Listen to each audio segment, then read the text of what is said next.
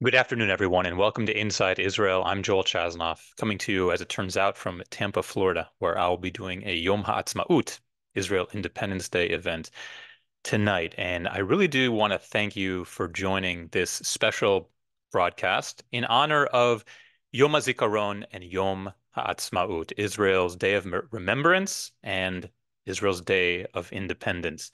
And what I want to do is just give you a little bit of insight into how those days, and specifically Memorial Day in Israel, is so very different from how it's commemorated in the United States, if it's commemorated at all. And also address the question of how this year's commemorations will or will not be different, or in the case of Memorial Day, have or have not been different. It's already almost the end of the day in Israel, and they'll be transitioning into Yom Ha'atzmaut. And that's really the first thing that I want to point out if you don't know, that in Israel, the Day of Remembrance, Memorial Day, and Independence Day are back to back. They are 2 days in a row. So yesterday evening at 8 p.m., a siren sounded throughout Israel for 1 full minute, and that siren officially ushered in the Day of Remembrance, Memorial Day. And that lasts for 24 hours. And then tonight in Israel, really just about now, they are going to transition into Independence Day, Yom Ha'atzmaut. And it's not for nothing that these 2 days are right next to each other. I think it really sends the message that it's a slogan here in the US, freedom isn't free. I don't know how much we pay attention to it, but in Israel, having these days back to back really does remind people that we are a sovereign Jewish state because it was fought for and lives were lost and lives were sacrificed by the people who defended the country and who continue to. So we know in Israel that freedom isn't free. And although it's very, very difficult, it's also very poignant. It's hard to have these 2 days back to back, but it makes it all the more meaningful and really sends the message of what independence is all about. So let's start out by talking a little bit about the contrast between Memorial Day in Israel and Memorial Day elsewhere, specifically where I grew up in the United States. If you're in the US, you know what Memorial Day is like here in America. It's about sales, right? You start seeing commercials a couple weeks ahead of time. Memorial Day sales, mattresses half off, and all the bargains you can get for Memorial Day and used car sales. It's the day when kids get off of school, people get off of work. So there's a lot of barbecues, and it's generally a happy day. I remember when I was a kid growing up in suburban Chicago, that was the day that the swimming pool opened at Devonshire Park District in Skokie. You knew that summer was here and school was almost out because the pool opened on Memorial Day. And it was a fun day that we looked forward to, a day of celebration.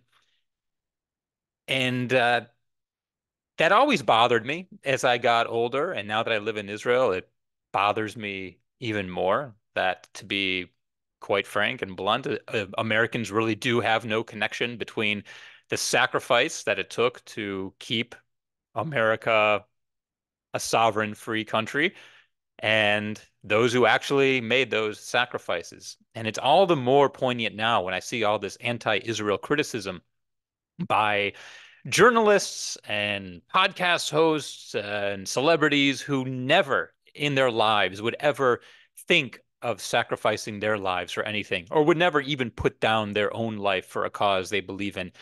And yet they're able to do what they do because others are doing it. The average American does not think about the armed forces, the soldiers, the seamen, the uh, Air Force cadets who are defending the country for them. It's in the back of their mind, if at all.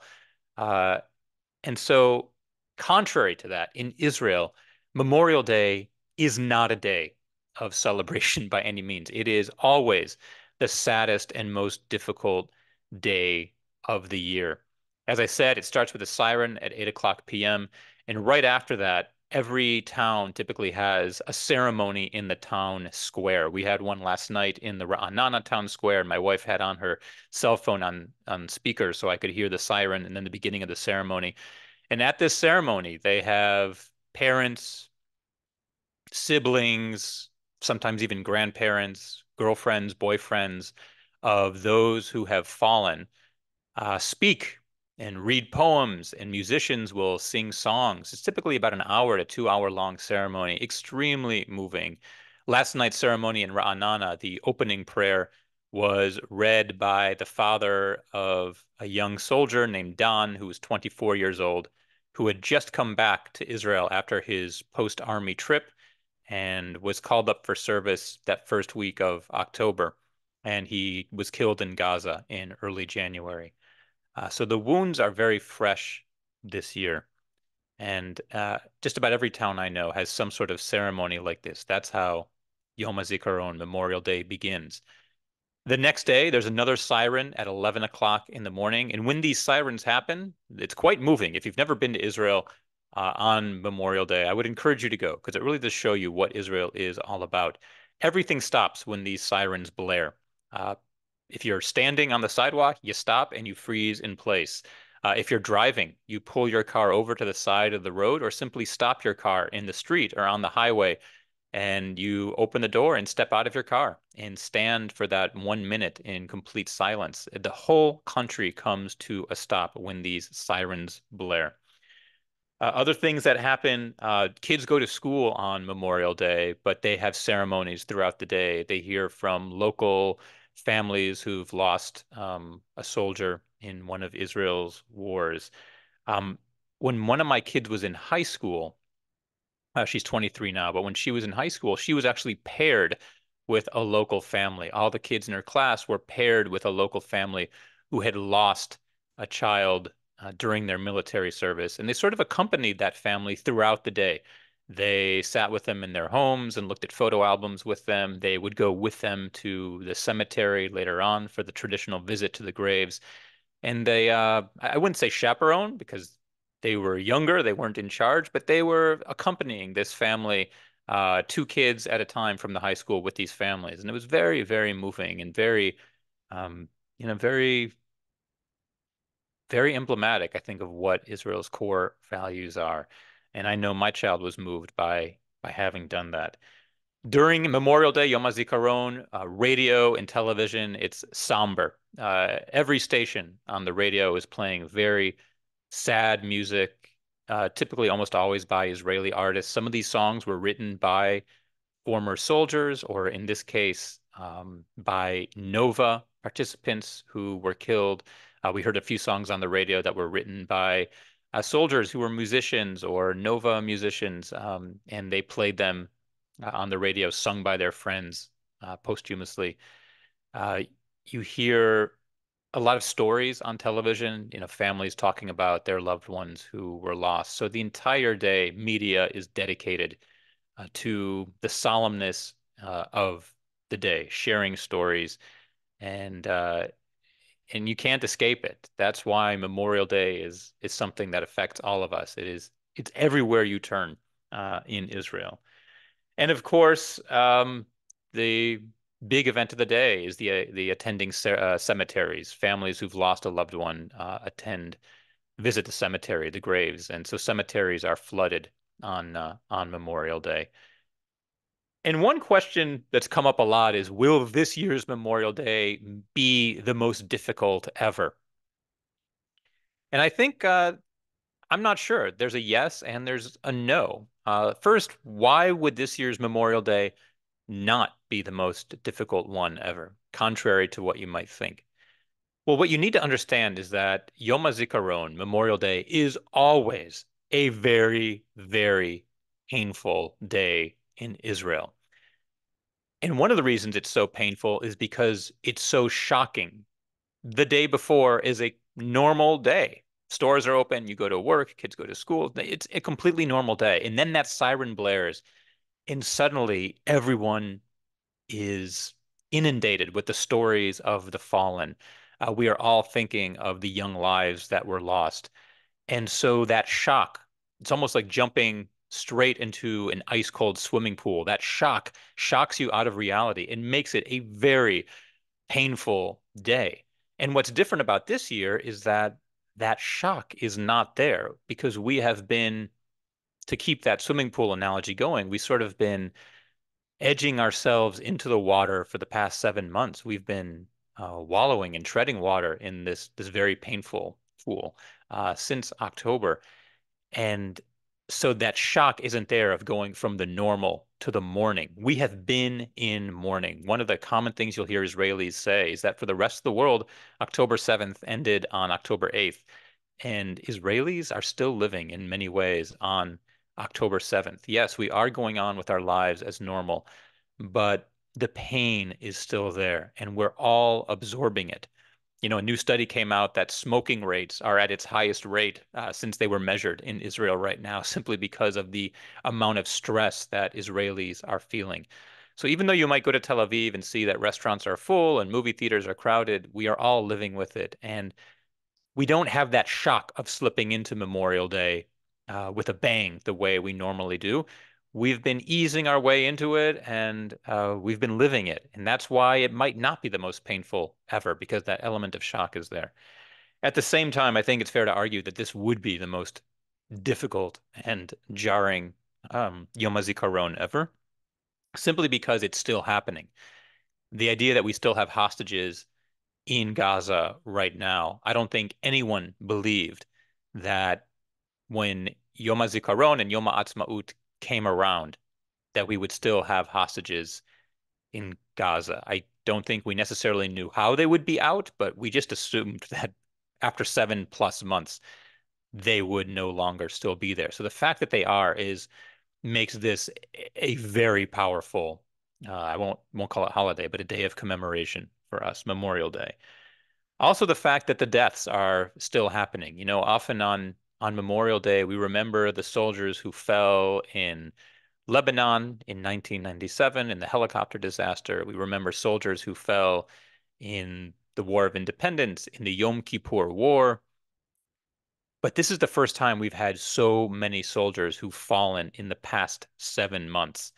We always know at least one soldier who has fallen in battle. All of us do in Israel. But this year we know multiple families, usually in our hometown. I can name several whom I know who've lost someone either in Gaza or on October 7th itself as part of the terrorist attack. And so the idea that it's still so fresh and um, the deaths, people are still saying Kaddish for many of those that we have lost. That makes it, I think, in many ways, a more difficult one than ever. And I think what's different also is the question of why did this even need to happen? I don't think anyone's arguing that the War of Independence may or may not needed to have happened. It needed to happen. Israel would not be here had we not had it. Yom Kippur, the Yom Kippur War in 1973, when we were caught off guard, but it was a battle for our existence.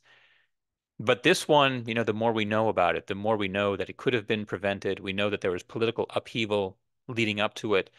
Distrust is at an all-time high in our political leaders. So we don't even necessarily have faith that we know how this is going to end or that our leaders have our best interests in mind. And so that makes it all the more painful as well. One of the biggest elements of this 2-day commemoration, this 2-day holiday, is that transition. Like I said before, you move at around 8 o'clock p.m. Israel time. It's happening now from Memorial Day, which is the most somber and saddest day of the year, to Yom HaAtzmaut, which is Independence Day, the happiest day of the year. I should also point out that these are two holidays, 2 days that have nothing to do with how religious you are. These are holidays that belong to all Israelis, including Arab Israelis. As I've mentioned many times on this podcast, the Druze, the Arab Druze have fought and lost a number of soldiers in this war since October 7th. And so Memorial Day is a day for them as well. That transition is always very difficult. And this year, the transition, I think, will be the most difficult one of all. How are Israelis commemorating Yom HaAtzmaut, Independence Day, this year? Most people I've talked to have said that they're doing something on a smaller scale. So instead of the big barbecue in the park with lots of family and friends, they might be doing a smaller barbecue at home, on the porch, or even indoors, having friends over, but it's not the large celebration that it has been in the past. I think most fireworks displays have been canceled. Other big events where the nation celebrates en masse are not happening either, simply because it's just too painful with so many deaths having just happened in the lead up to this year's holiday, and also the fact that we still have hostages in Gaza. It feels wildly inappropriate for any of us to be celebrating too much. But that's when I talk to you on this coming Thursday night of the podcast, I can update you further as to how Yom Ha'atzmaut, Independence Day, was actually commemorated this year. But from what I've been hearing Israelis say, it's going to be a much more muted and toned down celebration. I do know that one of the big traditional aspects to kick off Independence Day is the torch lighting ceremony, and where they honor certain Israelis by lighting the ceremonial torch in Jerusalem. And this year, the families of hostages are having a parallel event in Tel Aviv called the torch extinguishing ceremony, kibui. Kibui means to turn out. So in this ceremony, they'll be turning off torches and unlighting flames as a way to express their extreme displeasure with the government and the fact that they have lost hope in our leadership. And this is a parallel event that's getting a lot of media coverage in Israel, this extinguishment of the flame ceremony that's happening in Tel Aviv. And they're probably happening elsewhere as well. As I mentioned, one unique aspect of Memorial Day in Israel is that everybody knows someone who's fallen. And I should point out that unlike Memorial Day in the US, which is theoretically at least to remember soldiers who've fallen, in Israel, it's a day to remember soldiers who've fallen, but also victims of terror. So all those who fell in suicide bombings in the 90s during the Intifada, all those who were killed on October 7th itself, they are memorialized on Yom Hazikaron, Memorial Day in Israel as well. And we always know at least someone. And I want to share with you the first person I ever knew who fell in Israel, and the first time I was able to say, "Oh, I too know somebody who on Yom Hazikaron, Memorial Day, that I will think about." I was in college, I believe around 22, and making plans to go to the Israeli army after graduating from college the next year. And as you may remember, in February of 1997, there was a horrific helicopter accident in Israel called, in Hebrew, it's called Ason Hamasokin, the helicopter disaster. These are where two Black Hawk helicopters took off from Israel, flying to Lebanon, and they were filled with soldiers. I think 73 soldiers were on board, including the pilots. And these two helicopters crashed in midair shortly after takeoff, killing everyone who was on board these two helicopters. And all 73 soldiers were killed immediately. And it was a horrific, horrific day for the state of Israel. And one of the soldiers on that helicopter was a young man named Gil Sharabi, Zichrono Livracha.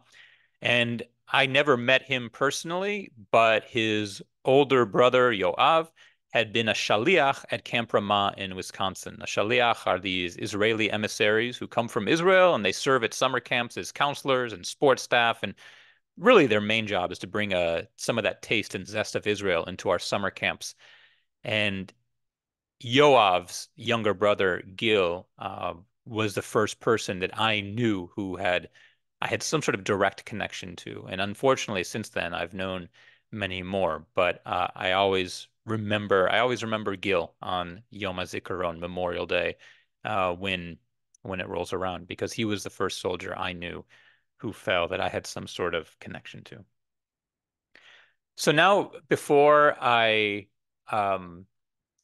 I finish up, I want to just talk about my own point of view on Memorial Day in Israel. What's my take on it?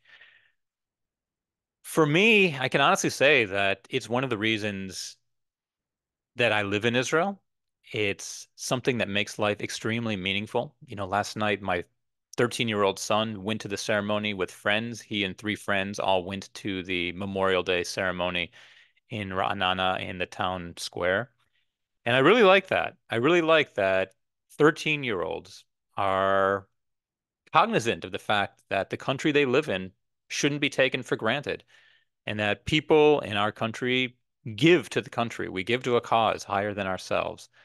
It's it's very powerful for me, and I was always kind of sickened by the way Memorial Day had been turned into a commercial event in the US.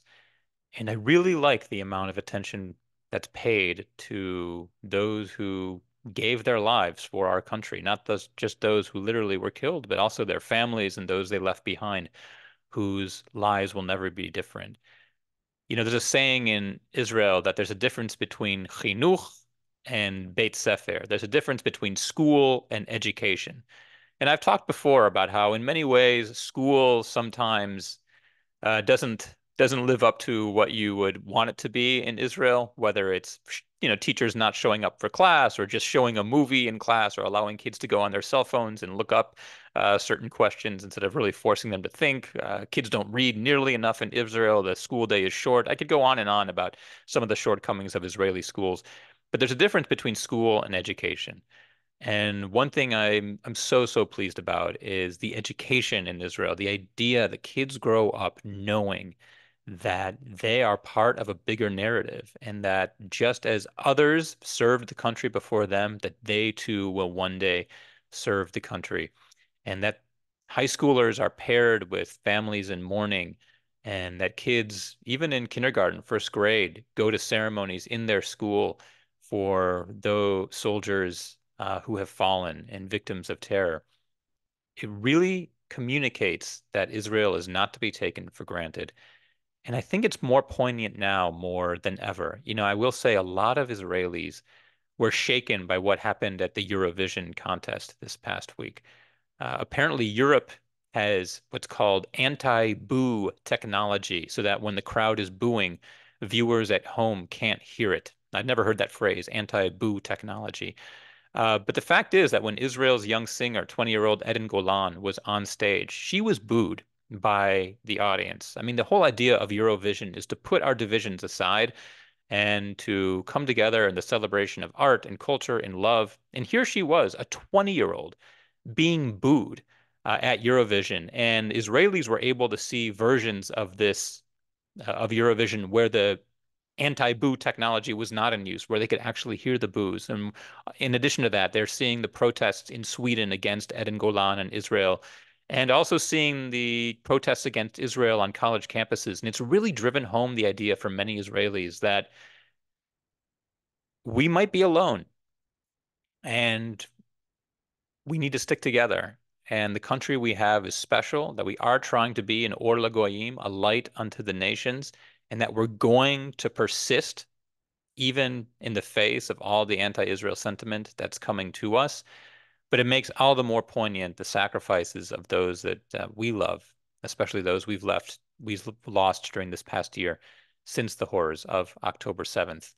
And that's why Israelis, in many ways, still are living on October 7th. For us, it is not yet done. I want to thank all of you for joining us on this short but special broadcast in honor of Yom Ha'atzmaut and Yom Hazikaron. Our next podcast is going to be this Thursday night at 9 p.m. Eastern Time. That's the 16th of May. If you know somebody who wanted to see this today, but they weren't able to catch it, you can go to my website, joelchasnoff.com. I'll put it right here, /podcast. And that's where you can see the recordings and also the links to Apple and Spotify, where you can listen on your podcast players. If you have questions that you want answered for this Thursday night, go ahead and email them to me, again, through that link I sent above.